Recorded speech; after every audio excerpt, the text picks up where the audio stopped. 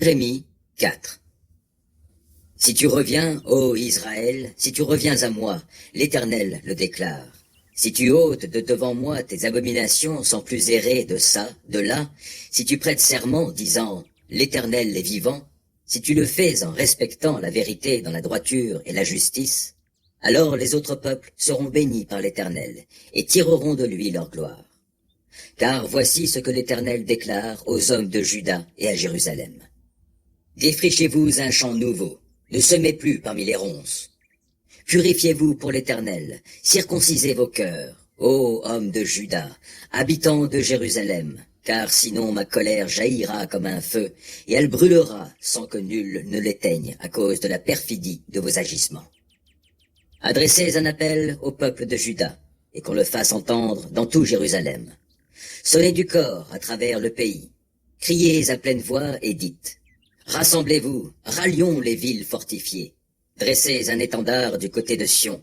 Mettez-vous à l'abri et ne restez pas là, car je fais venir du nord un malheur et une grande catastrophe. Un lion surgit de son fourré, celui qui détruit les nations s'est mis en route. Il sort de son repère pour ravager votre pays, pour dévaster vos villes et les laisser sans habitants. C'est pourquoi revêtez des habits de toile de sac, pleurez, lamentez-vous, car la colère ardente de l'Éternel ne se détourne pas de nous.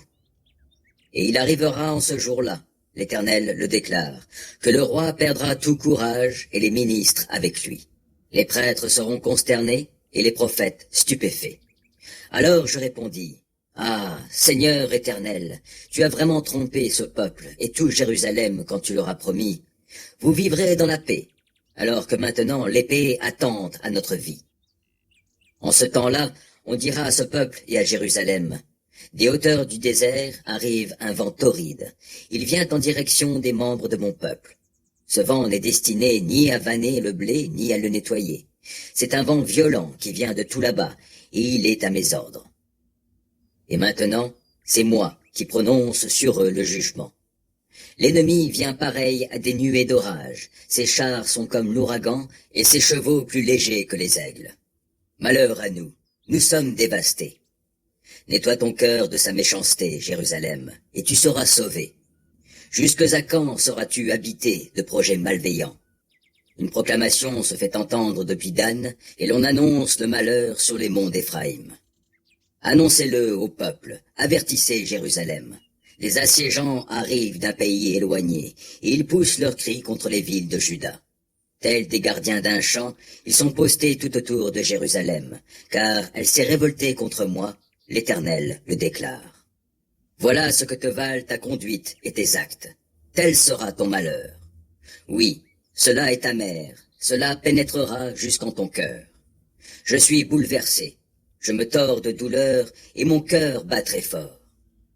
C'est le tumulte en moi, je ne peux pas me taire, car j'ai bien entendu le son du corps, le cri de guerre. On crie, désastre sur désastre, tout le pays est ravagé. Soudain mes tentes sont détruites, et mes abris en un instant. Jusque à quand verrai-je des étendards dressés, et entendrai-je le son du corps? Ah, mon peuple est stupide.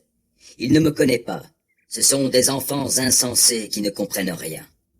Ils n'ont d'habileté que pour faire du mal, mais ils ne savent pas faire ce qui est bien. Je regarde la terre. Elle m'apparaît chaotique et vide. Je regarde le ciel. Il n'a plus de lumière. Je regarde les monts, ils sont bien secoués et toutes les collines sont ébranlées. Je regarde, et voici que l'homme a disparu, et les oiseaux se sont enfuis. Je regarde, et voici. La campagne fertile n'est plus qu'un grand désert. Toutes les villes sont démolies par devant l'Éternel, à cause de son ardente colère. Car ainsi parle l'Éternel. Tout le pays est dévasté, mais je ne le détruirai pas entièrement. À cause de cela, la terre sera dans le deuil, et le ciel tout là-haut s'obscurcira, car je l'ai annoncé. Je l'ai bien résolu, je n'y renonce pas, je ne reviendrai pas dessus. Au bruit des cavaliers et des archers, toute la ville prend la fuite. On se réfugie dans les bois, on escalade les rochers. La ville est toute abandonnée et n'a plus d'habitants. Que fais-tu, ville dévastée? Tu te vêts d'écarlate, Tu mets des bijoux d'or, tu fardes tes paupières avec de l'antimoine, c'est en vain que tu te fais belle. Tes amants te méprisent, ils veulent te tuer. J'entends comme la plainte d'une femme en travail, comme des cris d'angoisse d'une mère accouchant de son premier enfant. Ce sont les cris que pousse Dame Sion. Elle suffoque et elle tend les mains. Malheur à moi, je suis à bout de souffle face au tueur.